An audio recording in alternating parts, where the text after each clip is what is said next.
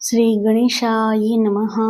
આજના વિડીયોમાં આપણે સાંભળીશું પુરુષોત્તમ માસની કથા, અધ્યાય પહેલો, નૈમિષારણ્યમાં યજ્ઞ તથા આજના દિવસની કથા વાર્તા, કાઠાગોરમાની કથા. આપને આ વિડીયો પસંદ આવે તો લાઈક કરજો, શેર કરજો અને મારી ચેનલ સબસ્ક્રાઈબ કરજો. આજથી પુરુષોત્તમ માસનો પ્રારંભ થવા જઈ રહ્યો છે. પુરુષોત્તમ માસ દર 3 વર્ષે આવે છે. પવિત્ર આ પુરુષોત્તમ મહિનો પુરુષોત્તમ ભગવાનનો. આ મહિનામાં મહિમા મોટો, સ્નાન જપ તપ દાનનો.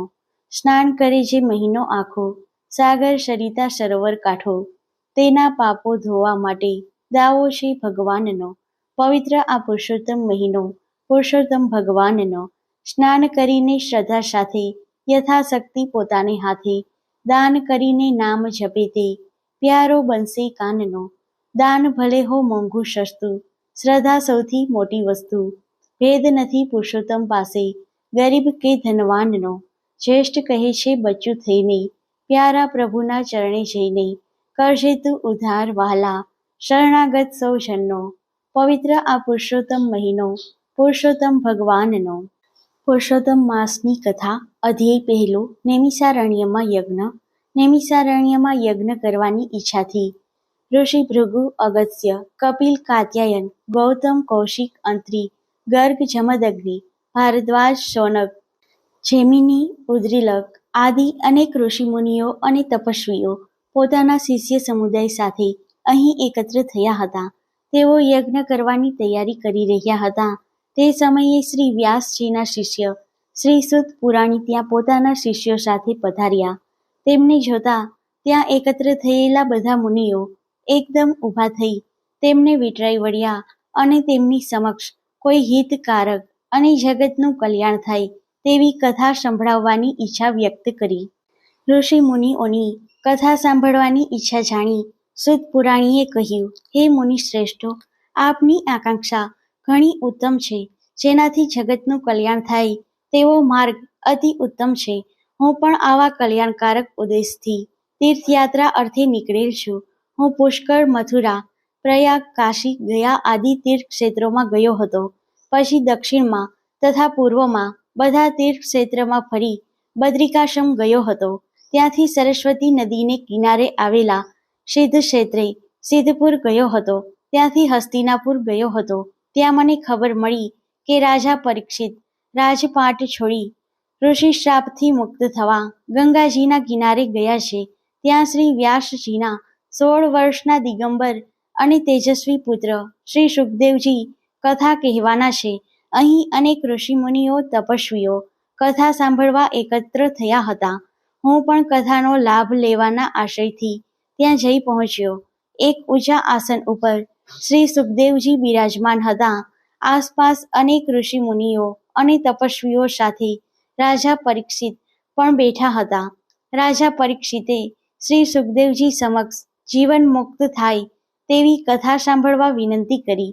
આ વિનંતીને માન આપી શ્રી સુખદેવજીએ શ્રીમદ ભગવત કથાનો આરંભ કર્યો. આ શ્રીમદ ભગવત કથા 7 દિવસ ચાલેલ. 7મે દિવસે પરીક્ષિત રાજાની જીવન મુક્તિ થઈ તે મેં પ્રત્યક્ષ જોયું હતું.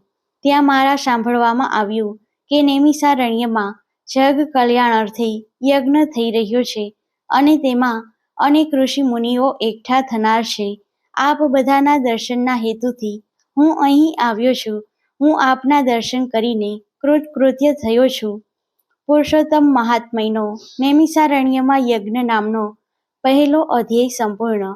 હવે આપણે આજના દિવસની કથા વાર્તા સાંભળીશું. કાઠાગોરમાની કથા. નદી કાંઠે એક રમણીય ગામ હતું. તેમાં એક ડોશીમાં તેના 2 દીકરા અને 2 વહુઓ સાથે રહેતા હતા. ઘરમાં કલેશ થતા 2 દીકરાઓ અલગ થઈ ગયા. તેઓમાંથી કોઈ માને રાખવા તૈયાર ન હતા.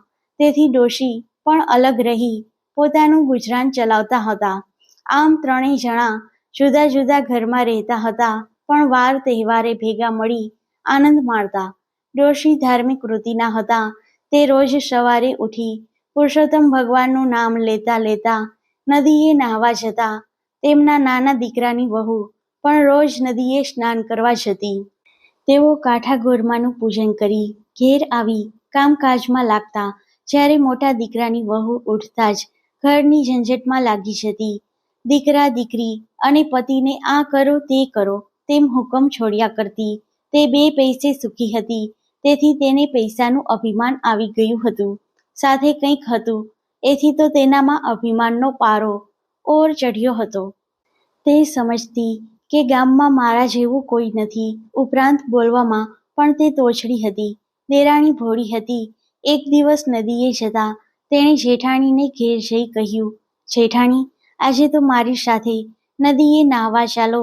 ત્યાં જઈને કાઠાગોરમાનું પૂજન કરીશું, પુરુષોત્તમ માસની કથા સાંભળીશું અને પછી ભગવાનનું સ્મરણ કરતા ઘેર આવી જઈશું. જેઠાણી કહેવા લાગી, આ તો નવરાના કામ છે. નાહવાનું તો ફક્ત બહાનું છે, પણ ત્યાં બધા ભેગા મળી ગામની નિંદા કરતા હોય છે. આમાં આપણું કામ નહીં. મારે તો મારું ઘર પહેલું સંભાળવાનું. મારે ઘેર આવનારા ઘણા. મારા પતિ દુકાનેથી આવે, છોકરાઓ નિશાળથી આવે, પિયર ગયેલ વહુ આવે, સાસરે ગયેલી દીકરી આવે, સગા સંબંધીઓ આવે, સીમમાં ગયેલ ઢોર પણ આવે. આમાંથી હું આખો દિવસ નવરી પડું તો તમારી સાથે નાહવા આવું ને? તમારે વ્રત કરો. મને તો ધર્મ કર્મ કરવાનો સમય જ નથી. જેઠાણીની લાંબી ચોડી વાત સાંભળી દેરાણીને દુઃખ થયું, છતાં તે કંઈ બોલી નહીં. તે સાસુ પાસે ગઈ અને બધી વાત કરી. સાસુએ કહ્યું, જે કરે તે ભરે.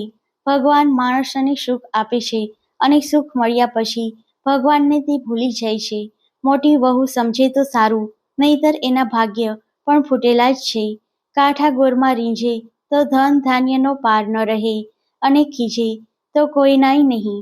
આમ દિવસો વીતી રહ્યા હતા.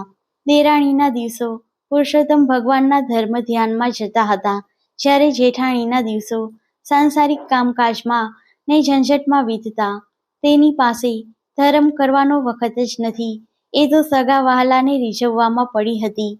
દેરાણી તો રોજ નદીએ નાહી કાઠાગોરમાની વાર્તા સાંભળતી અને ધર્મ ધ્યાનમાં રત રહેતી. આથી કાઠાગોરમાં દેરાણી ઉપર રીંઝ્યા. એણે ઘણી સુખ સાહેબી દીધી.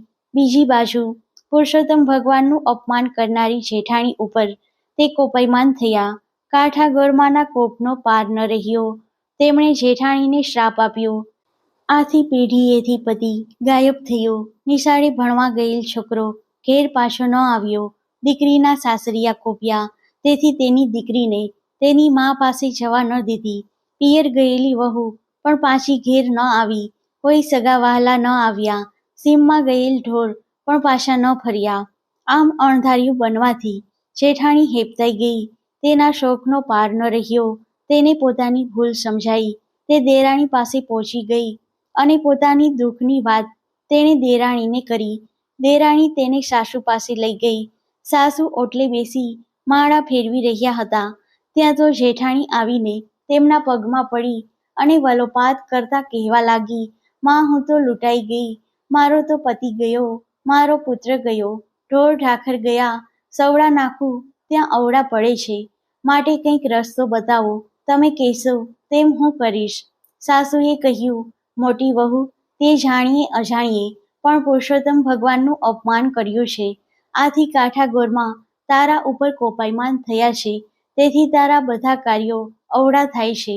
આથી કરીને તું પુરુષોત્તમ માસનું સ્નાન કર, ધર્મ ધ્યાન કર, કાઠાગોરમાનું પૂજન કરી એમને વિનવણી કર, ભૂલની ક્ષમા માગ. હવે મારી એક વાત સાંભળ. ધર્મ થાય તો કરીએ, પણ ધર્મનો અનાદર કદી ન કરીએ.